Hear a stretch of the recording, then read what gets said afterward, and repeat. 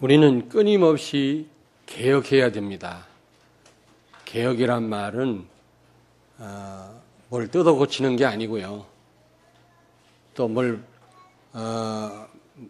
하나부터 열까지를 바꾸는 것이 아니고 본래 형태로 돌아가는 것입니다. 다시 말하면 하나님께서 처음 계획하신 교회의 모습으로 돌아가는 것을 개혁이라고 합니다. 다시 말하면 본질이라고 말할 수 있겠죠. 본질로 돌아가는 것이 개혁입니다. 여러분, 교회의 본질이 무엇입니까? 오늘 그거에 대해서 말씀을 드리려고 합니다. 하나님이 처음부터 계획하셨던 교회의 모습이 어떤 모습인가? 우리는 회복해야 됩니다. 지금 교회가 비난받고 있잖아요. 막 개독교라고 그러고.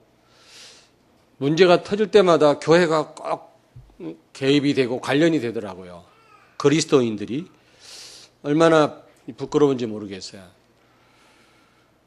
우리는 알게 모르게 자꾸 본질을 벗어납니다.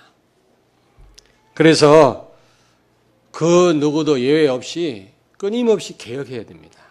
저는 비록 지금 현재는 여러 가지로 부족하지만 끊임없이 개혁하는 사람, 자신을 돌아보고 바꾸는 사람은 멋있는 사람이라고 생각합니다. 소망이 있어요. 그런데 어떤 사람은 죽어도 자기 자신의 잘못을 인정 안 해. 보질 못하는지 알고도 자존심 상해서 얘기를 안 하는 건지 이 개혁을 거부합니다. 그러면 그냥 그대로 인생 끝납니다. 우리는 한 시대 하나님 앞에 귀하게 쓰임받아야 될 줄로 믿습니다. 그렇다면 우리는 끊임없이 뭘 해야 된다고? 개혁해야 돼요. 개혁을 다른 말로 본질로 돌아가는 것입니다. 원래 형태로 돌아가는 겁니다. 리포메이션이라고 그러잖아요. 리폼, 원래 폼으로 돌아가는 것이 개혁이에요. 뭐 확 그냥 100% 바꾸는 것이 개혁이 아닙니다. 그런데 오늘 말씀해 보니까 27절에 보니까 제일로 개혁이 요구되는 것이 어디냐? 교회다. 왜냐하면 교회가 잘못되면 다 잘못되기 때문입니다. 아무리 사회가 잘못되고 정치인이 썩어도 교회가 바로 되면 다 살게 돼 있거든요. 근데 교회가 잘못되면 다 잘못되게 돼 있어요. 소망이 없어요. 대통령도 해결 못하는 그 답을 우리가 갖고 있지 않습니까? 그러므로 교회만 바로 돼 있으면 다 살게 돼 있어요. 교회가 잘못되면 다 잘못되게 돼 있습니다.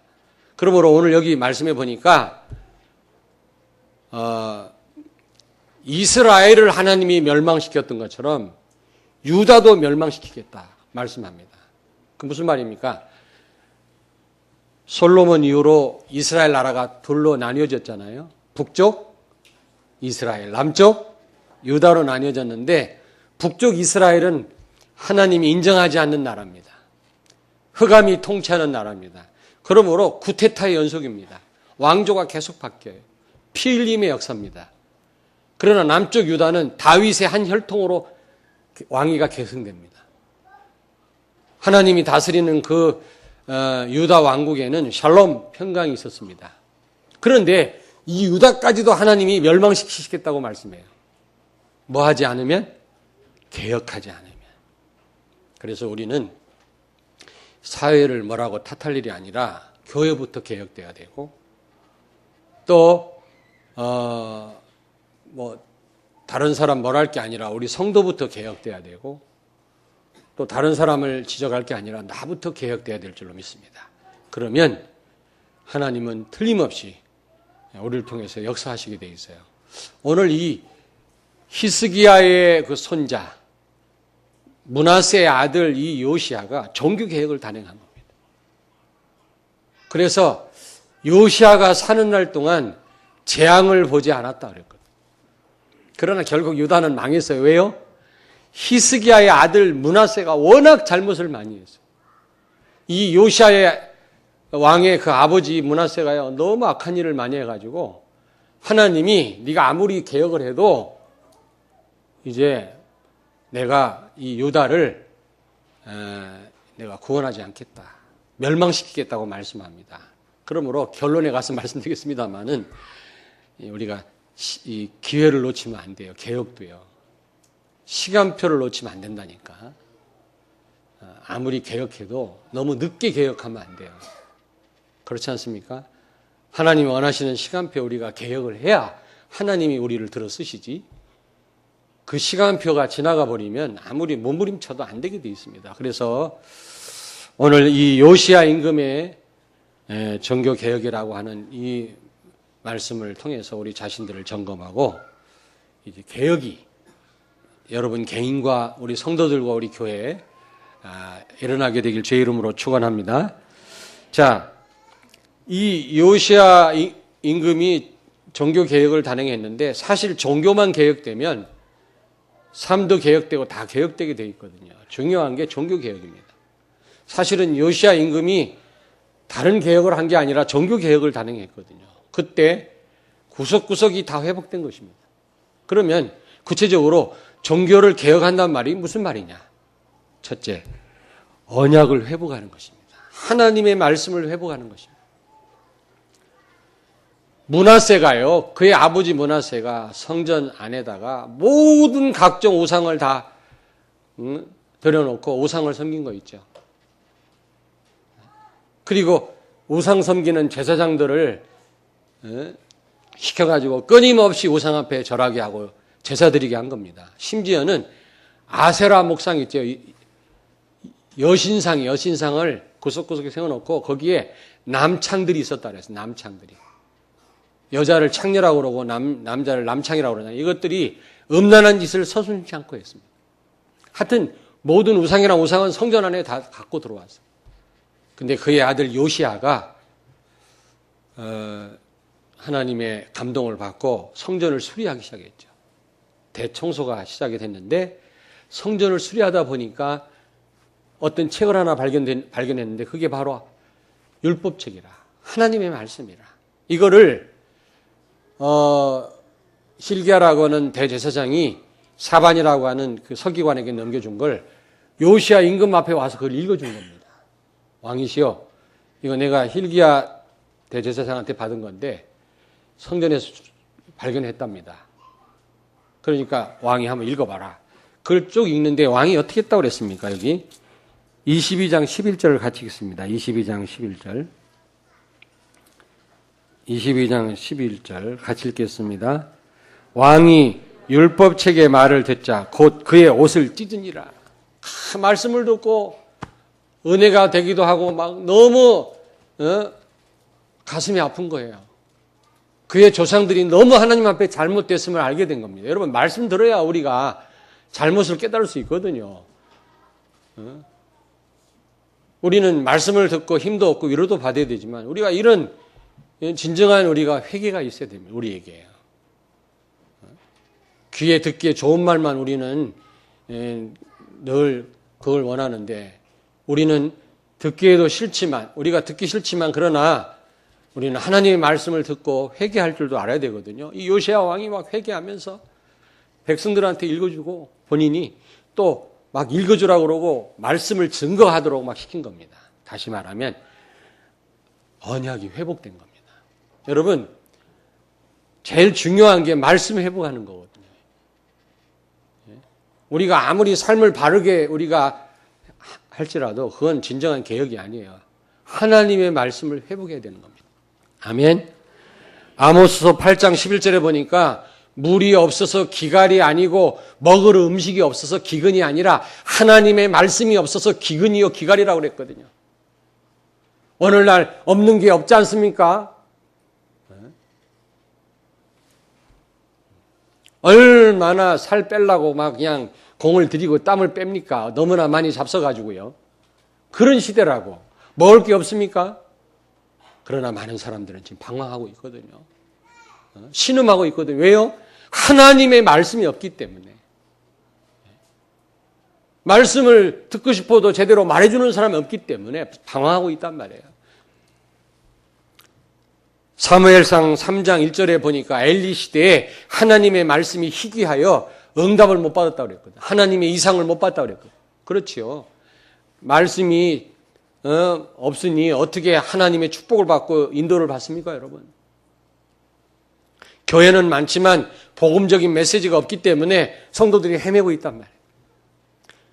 잠언 29장 18절에 보니까 묵시가 없으면, 하나님의 말씀이 없으면 백성이 방자히 행하거니와 율법을 지키는 자는 복이 있느니라. 방자히 행한단 말이 무슨 말이죠? 무례하고 건방지게 행한단 말이죠. 그래서 아까도 제가 말씀드렸습니다만은 100%는 아닙니다만 이렇게 성도들을 보면 알고요. 사람들 만나보면 알아요. 왜냐하면 한 30년 이제 주의 종으로 교회를 섬기다 보니까 이제 알아요. 태도를 보면 알아요. 저분이 정말 복음을 누리고 복음의 가치를 아는 분인지 아닌지. 말하는 거 보면 알거든요. 복음을 정말 누리는 분은 달라요. 행동이 다르더라고. 저는 그렇습니다, 진짜. 그런데 이 말씀이 없는 사람은 건방지게 막 무례하게 행한다는 겁니다. 방자에 행하거니와 그랬죠. 호세아 4장 6절에 보니까 내 백성이 하나님을 아는 지식이 없어서 망하는도다.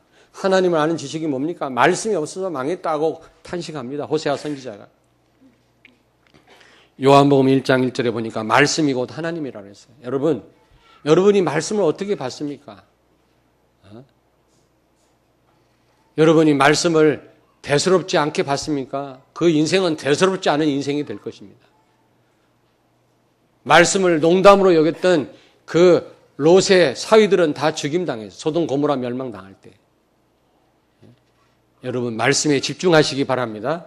하나님의 음성으로 들으셔야 돼요. 물론 메신저가 누군가가 물론 중요하지만 그러나 완전한 메신저가 어디가 있습니까? 하나님의 음성으로 여러분이 들으셔야 돼요. 왜냐하면 하나님을 체험하는 유일한 길이 말씀이에요. 구약에는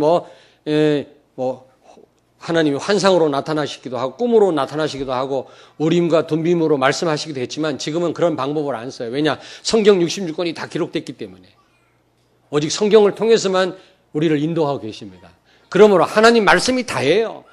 이 말씀부터 우리가 제대로 붙잡는 게 이게 개혁입니다. 아멘. 그래서 사도행전 1장 1절 예수는 그리스도, 1장 3절 하나님의 나라, 1장 8절 성령 충만, 초대교회 교인들이 붙잡았던 이 언약, 영원한 언약을 여러분이 붙잡으셔야 돼요. 예수는 그리스도다. 그리고 우리가 하는 것마다 하나님의 통치가 이루어진다. 성령이 역사하시고 천사가 동원되면 흑암 세력은 무너지게 되어 있거든요. 여러분이 가는 곳마다 이런 하나님 나라 임하는 축복 누리시길 바랍니다. 성령 충만, 오력, 증인 설명 안 드려도 아시잖아요. 예수는 그리스도 모든 문제 해결자. 이 언약 제대로 붙잡으셔야 돼요. 여러분이 염려할 만큼 예수님이 모자란 분이 아니에요. 사람들이 예수를 우습게 아는데 말이죠. 성도들이 예수님을 잘 모르고 우습게 아니까 불신자들도 예수를 우습게 알잖아요. 땅에 떨어졌어요. 그리스도의 명예가. 여러분과 우리 후대가 그리스도의 명예를 회복해야 될 줄로 믿습니다. 이 언약부터 회복해요. 예수는 그리스도. 저는 그리스도시요 살아계신 하나님의 아들이십니다. 예수님이 무슨 기적이나 일으키러 오신 분인 줄 알아요? 예수님이 무슨 구제나라 오신 그런 분이 아닙니다. 예수님 사회운동 하려고 오셨어요? 어떤 교회는 맨날 데모만 하더라고. 틀린 거예요, 그거는요. 예수님은 우리가 해결할 수 없는 지옥의 문제, 사단의 권세를 꺾으시고 하나님 떠난 원죄, 우리가 해결할 수 없는 원죄, 이 죄를 해결하신 분인 줄로 믿습니다. 이게 근본 문제고 여기서 모든 문제가 왔는데 이걸 해결했단 말이에요. 그러므로 그리스도란 말은 모든 문제 해결자란 말입니다. 이 언약을 다시 한번 굳게 붙잡기를 바랍니다. 그리고 이 요시아는 우상을 제거했어요. 우상을 제거했단 말이 무슨 말입니까? 하나님의 말씀에 순종했단 말이죠. 자, 저를 보세요. 요시아가 말씀을 듣다 보니까 저 우상을 제거해야 되겠구나. 하나님 제일 싫어하는 거구나. 그래서 각종 우상을 다 때려 부시고요. 불에 태워버리고 그리고 그 음란한 짓을 하는 남창들을 다 내쫓고요. 우상 섬기는 제사장들을 다 죽이고 다 그랬어요. 한번 여러분 읽어보셨습니까? 이렇게 성전이 우상 소굴이 될 수 있겠어요? 될 수 있습니다. 오늘날 교회가 그렇게 될 수 있다니까, 잘못하면. 마귀 놀이터가 될 수 있다니까요. 너무너무 본질과 멀어질 수 있습니다, 여러분. 그래서 이 요시야 임금은 어떻게 했습니까? 어떻게 했다고 그랬어요? 우상을 다 제거했습니다. 다 읽을 수는 없습니다. 이 말은 무슨 말이에요? 말씀에 순종했단 말이에요. 여러분, 진정한 말씀 회복이 뭐예요? 중요한 말씀을 깨닫고 붙잡을 뿐만 아니라 순종하는 것입니다. 알고만 있으면 뭐합니까? 순종해야지. 강단 말씀 듣고 끝나면 뭐예요? 여러분, 이 말씀 붙잡고 기도하시고 순종하시죠. 그리고 이 말씀을 백성들한테 전달하게 한 겁니다. 여러분, 어떤 게 말씀 회복입니까? 말씀 제대로 깨닫고 붙잡고 순종할 뿐만 아니라 이 말씀을 다른 사람에게 증거하는 겁니다. 말씀 운동을 펴야만 여기까지가 진정한 개혁이에요, 개혁. 그게 말씀 회복이에요. 그냥 깨닫는 거로 끝나는 건 진짜 말씀 회복 못한 겁니다. 순종하고 증거할 때 진정한 말씀 회복한 거죠. 요시야 임금이 그렇게 했습니다. 자, 여러분, 저를 보세요. 강단 말씀을 붙잡고 순종하시고 이 말씀으로 다른 사람을 살리시길 바랍니다. 그렇게 하셔야만 여러분이 제대로 말씀을 회복한 거예요. 그리고 두 번째로 종교개혁이 뭐냐? 두 번째로 예배 회복입니다. 예배 회복. 여기 4절부터 20절 우리가 안 읽었습니다만은 성전에 있던 각종 우상, 제단 다 무너뜨린 거 있죠. 4절을 같이 읽습니다. 그 앞에 4절. 4절을 같이 읽습니다. 왕이 대제사장 hil기야와 모든 부제사장들과 문을 지킨 자들에게 명령하여 바알과 아세라와 하늘의 일월 성신을 위하여 만든 모든 그릇들을 여호와의 성전에서 내다가 예루살렘 바깥 기도론 밭에서 불사르고 그것들의 재를 베델로 가져가게 하고, 베델은요 금송아지 섬기는 성전이 있는 곳이거든요. 귀신 딴지 있는 데다가 귀신 예배하는 일에 쓰였던 그릇들을 갖다가 다 버린 거예요. 5절을 같이 읽습니다. 옛적에 유다 왕들이 세워서 유다 모든 성읍과 예루살렘 주위의 산당들에서 분향하며 우상을 섬기게 한 제사장들을 폐하며 또 바알과 해와 달과 별 때와 하늘의 모든 별에게 분향하는 자들을 폐하고, 6절, 또 여호와의 성전에서 아세라상을 내다가 예루살렘 바깥 기드론 시내로 가져다 거기에서 불사르고 빻아서 가루를 만들어 그 가루를 평민의 묘지에 뿌리고, 7절, 또 여호와의 성전 가운데 남창의 집을 헐었으니 그곳은 여인이 아세라를 위하여 휘장을 짜는 처소였더라. 한 절만 더 읽으십시다. 또 유다 각 성읍에서 모든 제사장을 불러오고 또 제사장이 분향하던 산당을 게바에서부터 브엘세바까지 더럽게 하고 또 성문의 산당들을 헐어버렸으니 이 산당들은 그 성읍의 지도자 여호수아의 대문 어기 곧 성문 왼쪽에 있었더라. 무슨 얘기냐면 예배를 회복한 겁니다. 귀신을 예배하고 우상을 예배하던 그런 제단과 그릇들과 우상 딴지를 다 제거한 거 있죠. 제사장들을 죽이고요, 폐해버리고요, 쫓아버리고요. 여러분, 뭐가 개혁입니까? 종교 개혁입니까? 예배를 회복하는 것입니다. 고린도전서 10장 19절 20절 보니까 불신자가 제사하고 예배하는 것은 귀신한테 하는 것이요 하나님께 예배하는 것이 아니라고 말씀합니다. 불신자는 하나님인 줄 알고 빌지만 그 귀신한테 하는 거거든요. 그런데 여러분, 복음 없이 예수님이 누군지도 모르고 예배하는 것도 귀신 섬기는 겁니다.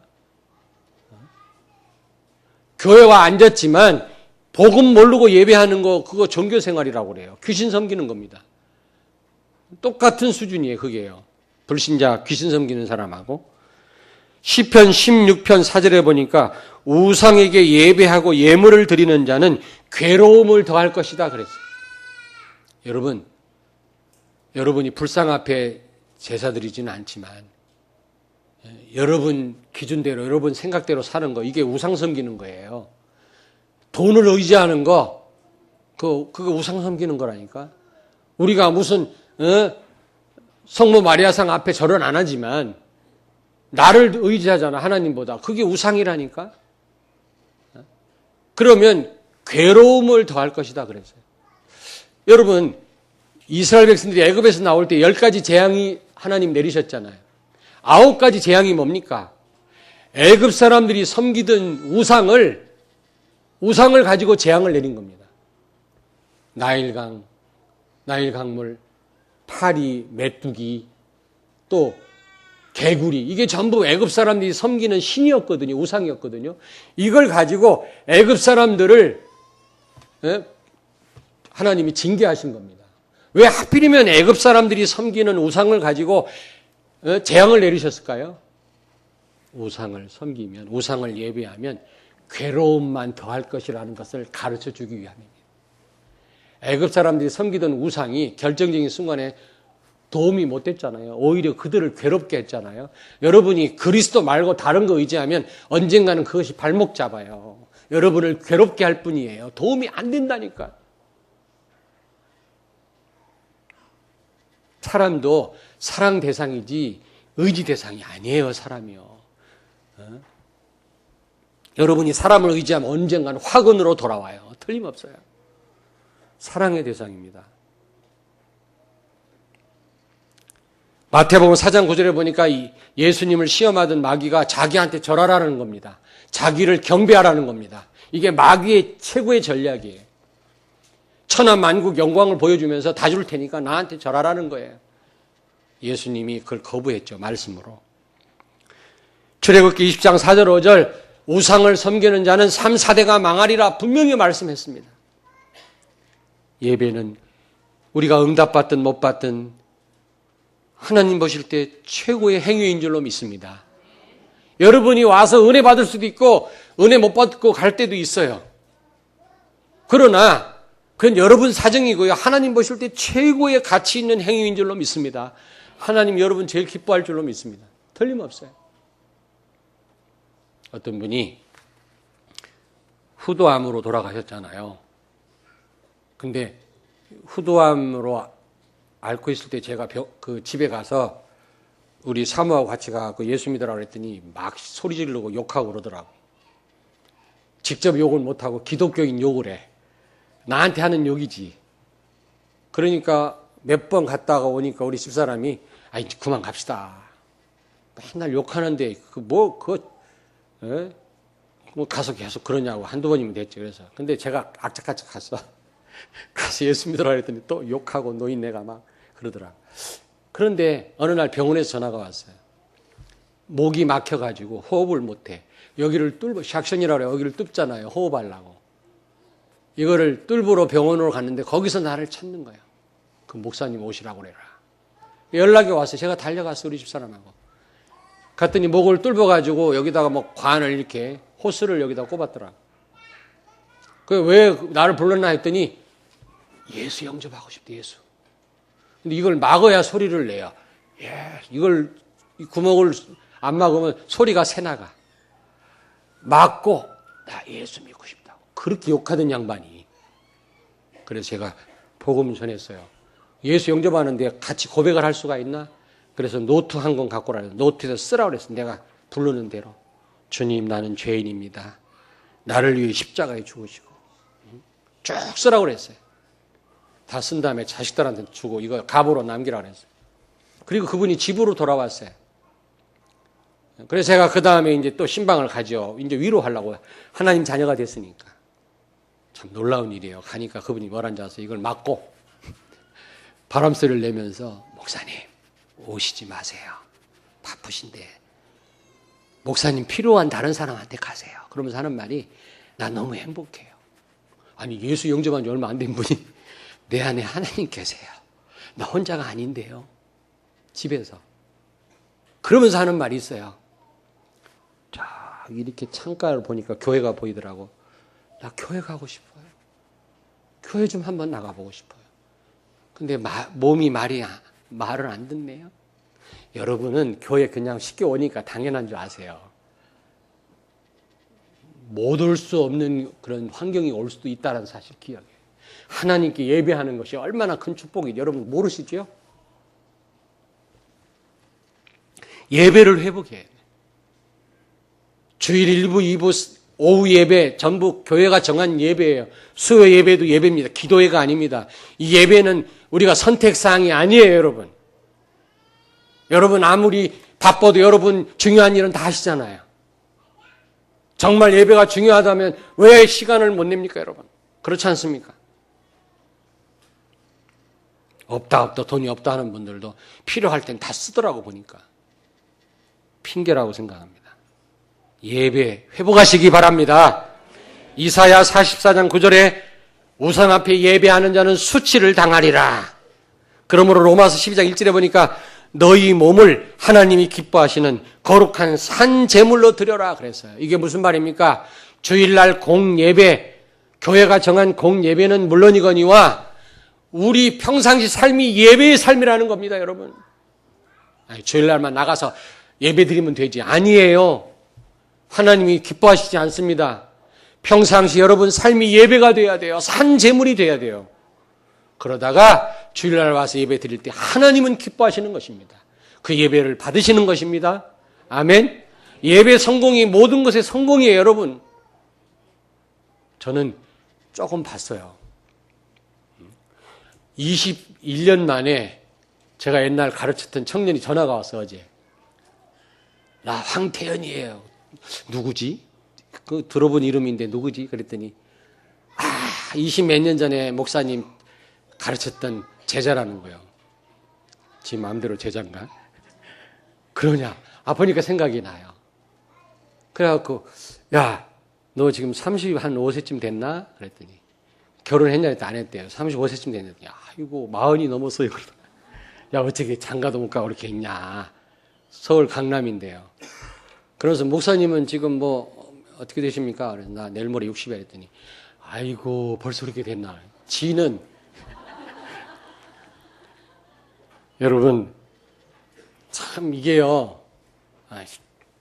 시간이 참 너무 빨리 가더라고. 너무너무 신속히 흘러가요. 우리의 삶, 여러분 가장 중요한 게 뭡니까?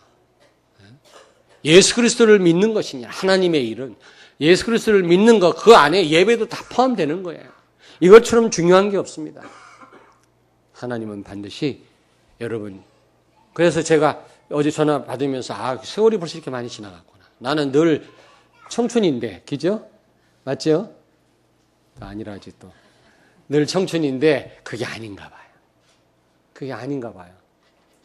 이제는요, 아무리 그 스마트폰 그 카메라 가지고 이렇게 찍고, 이렇게 하고, 그 젊은 사람이 이렇게 하면 예쁘게 나오고, 이렇게 나오지. 각도를 이렇게 조정하면. 나는 아무리 해도 안 돼. 아무리 해도. 얼굴이. 왜냐? 나이 먹으니까 별 수 없어. 아무리 폼 잡고, 아무리 뭐 그걸 뽀샵이라고 해도 소용없어. 그 얼굴이 그 얼굴이라. 왜냐? 세월이 막 가요. 금방 세월이 가더라고. 그런데 그 세월 속에 제가 체험한 게 있어요. 예배 성공하는 성도는 성공하더라고. 반드시. 자신 있게 말씀드릴 수 있어요. 예배 놓치는 분들 반짝이에요. 반짝. 반짝 축복이에요. 러시아 슬라브족 미녀를 반짝 미녀라고 그러는데 반짝 축복받는 분들이 많아요. 예배 성공하는 성도는 자손 대대로 하나님의 축복을 받게 될 줄로 믿습니다. 사실이나 하나님이 잘 기뻐하는 거예요. 최고의 가치 있는 행위고요. 전도의 목적도 예배 회복입니다. 전도 왜 합니까? 하나님을 예배하도록 하기 위한 거 아니겠어요? 불신자로 하여금 마귀 섬기는 자들이. 그게 우리 창조 목적 아닙니까? 예배를 회복하시기 바랍니다. 옆에 있는 분은 축복하세요. 예배 회복합시다. 찔리는 분은 잘 인사도 안 하네. 세 번째로 6월절 회복입니다. 6월절 회복. 여기 21절에 23절에 보니까 23장 이제 이 요시야 임금이 6월절을 회복했다 그랬어요. 여러분 6월절 회복이란 말은 복음 회복이에요. 6월절 날 어떤 일이 일어났죠? 이스라엘이 애굽에서 해방됐지 않습니까? 어떻게 해요? 그 어떤 방법으로 안 되는데 어린 양 피 바르고 나왔지 않습니까? 이게 무슨 말입니까? 어린 양 피는 예수 그리스도 아닙니까? 예수 그리스도 아니고는 사단을 꺾을 수 없고 사주팔자 운명에서 빠져나올 수 없다 그 말이에요. 그게 6월절의 의미 아니겠어요? 다시 말하면 6월절 어린 양 피는 예수 그리스도를 의미하는 겁니다. 6월절 절기를 왜 지키라고 그랬어요? 피 뿌리면서 예수님 바라보게 하기 위한 겁니다. 절기 자체가 중요한 게 아니라 그걸 통해서 예수님 바라보게 하려고, 복음 속으로 들어가게 하려고 6월절 절기를 지키라고 한 건데, 이게 700년 동안 6월절 절기가 중단이 됐다니까요. 사사시대 이후로 1390년부터 622년까지 BC 700년 동안 6월절 절기를 지키지 않은 겁니다. 그 말은 무슨 말이에요? 복음이 없어진 거예요, 복음이. 그런데 이 요시야 임금이 6월절을 절기를 지키기 시작했다 그랬어요. 다시 말하면 복음을 회복한 겁니다. 얼마나 중요합니까? 말씀을 회복함과 동시에 우리는 복음 제대로 깨달아야 돼요. 저는 그리스도시요 살아계신 하나님의 아들이십니다. 이 언약 제대로 붙잡아야 돼요. 근데 그냥 복음이 아니라 오직 복음이에요. 오직 복음. 여러분, 그냥 복음이 아니고 십자가의 복음입니다. 십자가의 복음이란 말이 무슨 말이에요? 예수님이 십자가의 모든 문제 끝냈을 뿐만 아니라 죽으심으로 나도 죽었다라는 거죠. 그러므로 이제 내 주장할 거 없다는 거죠. 내 삶은 완전히 이제 예수님이 알아서 책임지신다는 겁니다. 여러분, 염려가 생깁니까? 오직 예수 안 된 거죠. 십자가를 이해 못한 거죠. 십자가는 예수님이 죽으심으로 모든 문제 해결된 자리이기도 하지만 내가 죽어서 내 신분 바뀌고 이제는 내 안에 사는 분은 예수 그리스도라는 것이 바로 십자가거든요. 그러면 이제는 내 주장할 것도 없고 염려할 것도 없는 겁니다. 그냥 복음이 아니라 십자가의 복음, 그냥 그리스도가 아니라 오직 그리스도. 아멘? 이거 회복해야 돼. 우리 멤버들은 그리스도 무슨 말인지 알아요. 그러나 오직 그리스도 돼야 됩니다. 그리고 세 번째로 이제 나의 그리스도가 돼야 돼요.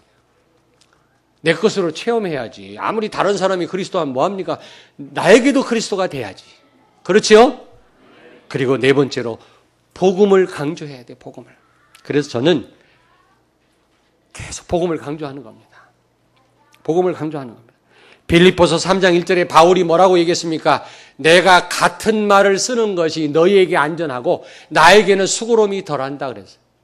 같은 말이 뭘까? 복음이지, 복음. 계속 복음 말하니까 바울이 메시지하기 쉬운 거예요. 저도 그래요, 저도. 뭐 맨날 새로운 설교 하려면 얼마나 힘들겠어요.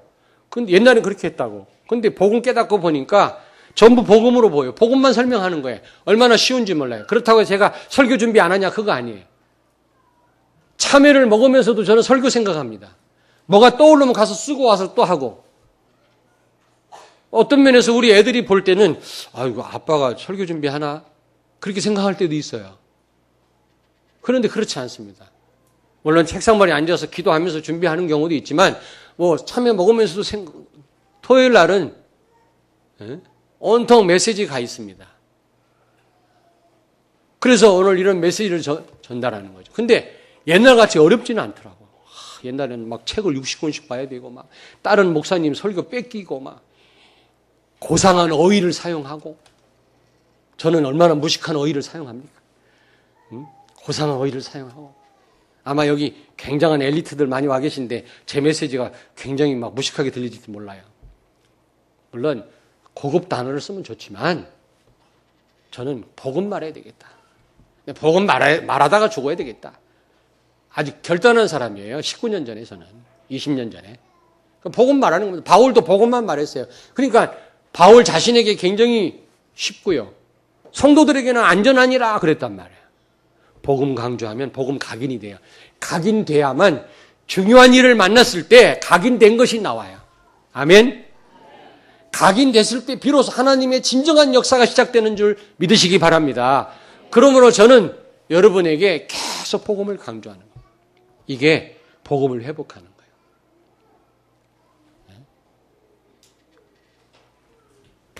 결론입니다. 결론. 이제 요시야가 종교 개혁을 단행했을 때 본래 모습을 찾았죠. 본래 모습을 찾는데 저를 보세요. 본래 모습을 찾았는데 하나님 뭐라고 말씀합니까? 여기 보니까 22장 20절. 여러분 22장 20절 같이 읽겠습니다.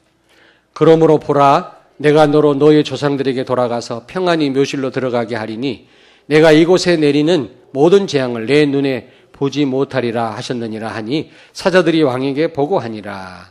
자, 교회 본질로 돌아가요. 원래 상태로 돌아갔어요. 너무 조상들이 너무 본질을 이탈한 거예요.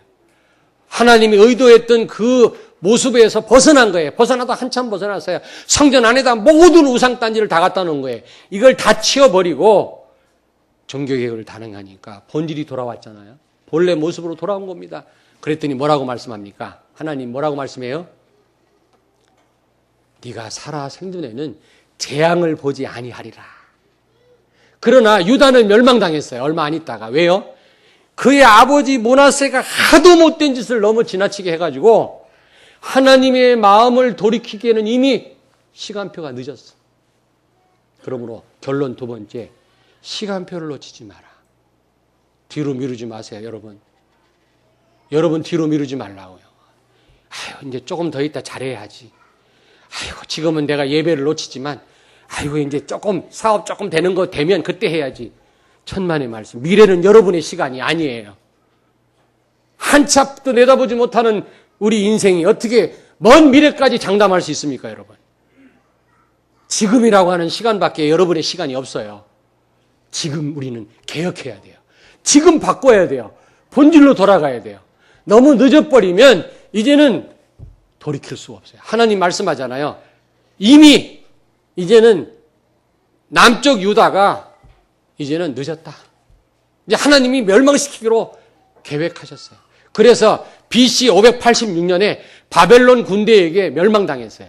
예루살렘 성전은 처참하게 파괴됐어요, 여러분. 왜요? 개혁이 늦었기 때문에. 개혁이 늦었기 때문에. 시간표를 놓치지 마라. 미래는 내 시간이 아니라는 사실을 기억하세요. 지금 우리는 개혁해야 돼요. 지금 본질로 돌아가야 돼요. 예배를 회복하셔야 됩니다. 빨리 말씀 놓친 말씀 붙잡으셔야 돼요. 아멘. 그것뿐만 아니에요. 우리는요, 빨리 복음 속으로 들어가야 돼요. 그래야만 우리가 살게 돼 있어요. 오늘 이 개혁을 단행했던 요시아에게 하나님은 네가 살아 생전에는 재앙을 보지 아니하리라. 그가 살아 생전에는 재앙을 보지 않았어요. 그나마 다행이죠. 요시아가 살아있을 때 적들이 쳐들어와서 젊은 딸들을 강간하고 막 죽이고 막 피바다가 되고 이런 걸 보면 좋겠습니까? 이런 걸 하나님이 다 막으신 거예요. 왜? 요시아가 개혁했기 때문에. 그러나 그 나라 멸망은 막지 못했어요. 왜? 시간표를 놓쳤어요. 저는 이 말씀 보면서 그래. 뒤로 미루지 말자. 지금 갱신하자. 지금 바꾸자. 그런 생각을 했습니다. 여러분, 종교개혁을 단행함으로 하나님의 축복을 받는 여러분 되기를 주의 이름으로 축원합니다. 기도하겠습니다.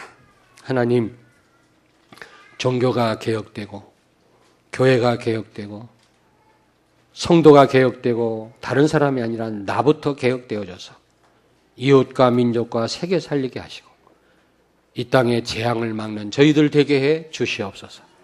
예수님 거룩하신 이름으로 기도하옵나이다. 아멘.